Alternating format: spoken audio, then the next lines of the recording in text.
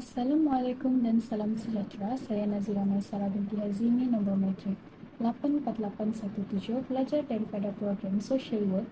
Video ini merupakan video reflection untuk subjek SSS 2033 Social Work Theory and Method. Berdasarkan video yang dikongsikan, iaitu berkaitan dengan how to connect with depressed friends, bagaimana untuk berhubung dengan rakan-rakan yang depresi.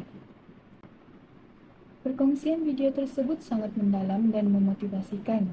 Perkongsian video tersebut juga menggambarkan betapa pentingnya mendengar dan berkomunikasi secara terbuka mengenai masalah mental, walaupun ianya boleh menjadi topik yang sukar. Seseorang yang hidup dengan kemurungan atau depresi dapat merasakan kesan positif dari perhatian dan sokongan yang diberikan oleh orang lain. Penting untuk diingatkan bahawa setiap orang mempunyai pengalaman yang unik dan mendengar tanpa memberikan penilaian adalah kunci utama untuk membangunkan hubungan yang menyokong dan membantu. Berdasarkan video tersebut juga, saya dapat mengetahui bahawa depresi bukanlah sesuatu kesalahan atau kegagalan, tetapi sesuatu keadaan yang dapat diatasi dengan adanya sokongan yang betul. Isu utama dan poin penting daripada video tersebut adalah melibatkan pengalaman peribadi seseorang yang hidup dengan depresi dan memberikan pandangan yang mendalam tentang bagaimana komunikasi yang ikhlas dan terbuka boleh memberi kesan yang positif. Yang pertama iaitu mendengar dengan empati dan bersikap terbuka. Pentingnya mendengar dengan empati dan terbuka kepada seseorang yang mengalami depresi dengan menyadari bahawa kewujudan seseorang yang depresi sama berharga, sama bersemangat dan sama indahnya seperti kewujudan orang lain.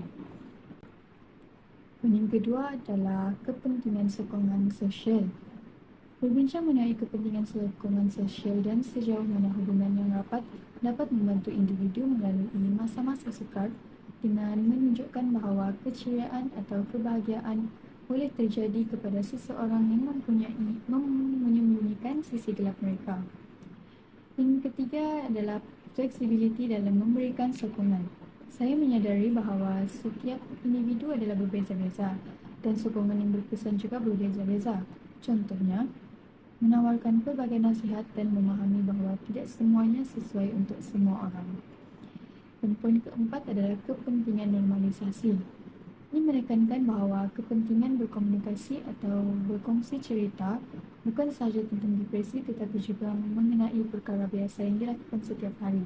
Sebagai contoh, memberikan contoh bagaimana rakan boleh membantu dengan cara yang mudah seperti mengajak mereka untuk terlibat dalam kehidupan harian kita, contohnya membeli belah atau membersihkan kawasan rumah. Dan poin yang terakhir iaitu berdikari. Ini menunjukkan bahawa perubahan positif dan perjalanan peribadi dalam mengatasi kemurungan dengan memberikan nasihat tentang menyokong individu untuk menjadi lebih berdikari dalam menguruskan keadaan mereka sendiri. Berdasarkan video perkongsian tersebut, peranan pekerja sosial dalam membantu menangani kes depresi adalah seperti berikut. Yang pertama iaitu dengan sokongan emosi. Pekerja sosial boleh memberikan sokongan emosi kepada individu yang depresi dengan memberikan ruang untuk bercakap dan mendengar dengan empati merupakan langkah utama. Yang kedua ialah memahami dan mengenal pasti masalah. Melalui komunikasi yang terbuka, pekerja sosial dapat membantu individu memahami punca masalah dan mengetahui mengapa mereka merasa depresi. Pengenalpastian masalah merupakan langkah utama untuk merancang intervensi yang sesuai. Yang ketiga ialah cara untuk merawat depresi ini. Bersama-sama dengan individu yang depresi tersebut, pekerja sosial dapat berkongsi atau memberikan cara untuk merawat depresi tersebut dengan pelbagai strategi seperti kaunseling, terapi atau intervensi kesihatan mental yang lain. Dan yang keempat ialah kerjasama dengan pihak yang berkaitan. Sebagai contoh, bekerjasama dengan pasukan kesihatan mental, keluarga dan masyarakat setempat untuk mewujudkan pendekatan yang holistik dan mampan. Dan yang terakhir ialah mengurangkan stigma dan meningkatkan kesedaran.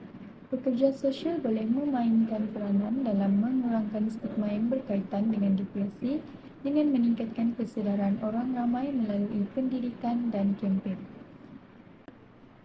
Melalui peranan ini, pekerja sosial dapat membantu individu yang mengalami kemurungan ataupun depresi mendapatkan sokongan yang mereka perlukan, berdikari, dan mencapai kesejahteraan mental yang lebih baik. Sekian, terima kasih.